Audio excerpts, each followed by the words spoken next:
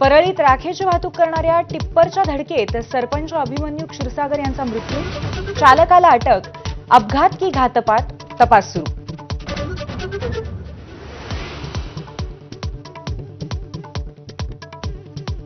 केजरीवालांना देशद्रोही ठरवून प्रचार करणं काँग्रेसला शोभत नाही, सामनातून निशाणा.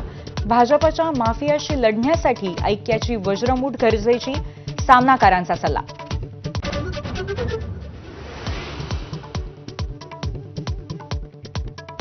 अधिसूचना रद्द केलेल्या शक्तीपीठ हायवेसाठी पुन्हा हालचाली. शेतकऱ्यांचा विरोध असलेली ठिकाणं वगळून प्रकल्प पुढे रेटण्याचा प्रयत्न.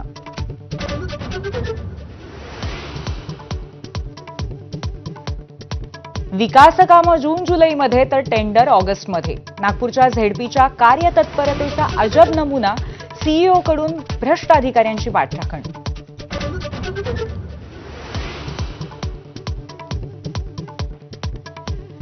मुंबई महापालिकेच्या 27 रुग्णालयांना आजपासून औषध पुरवठा बंद करण्याचा पुरवठादारांचा इशारा. 120 कोटी थकवल्यामुळे पुरवठादारांचा निर्णय.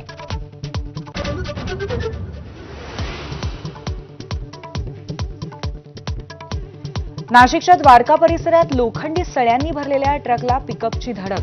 अपघातामध्ये 5 जणांचा मृत्यू. देवदर्शनावरनं परत येताना काळाचा घाला.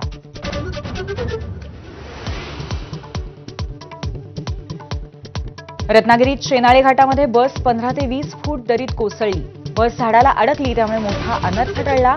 क्रेनने बस बाहेर काढणार.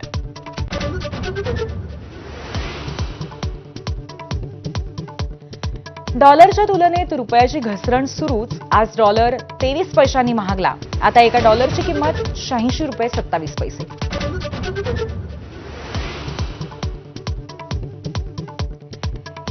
खो-खोच्या पहिल्या विश्वचषकाला आजपासून दिल्लीत सुरुवात. पुरुषांचे 20 आणि महिलांचे 19 संघ सहभागी. मराठमोळ्या प्रतीक वायकरकडे पुरुष तर प्रियांका इंगळेकडे महिला संघाचं नेतृत्व.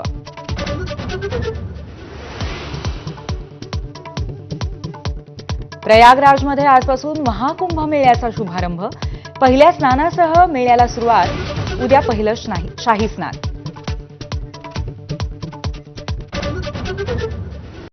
हेडलाईन्स.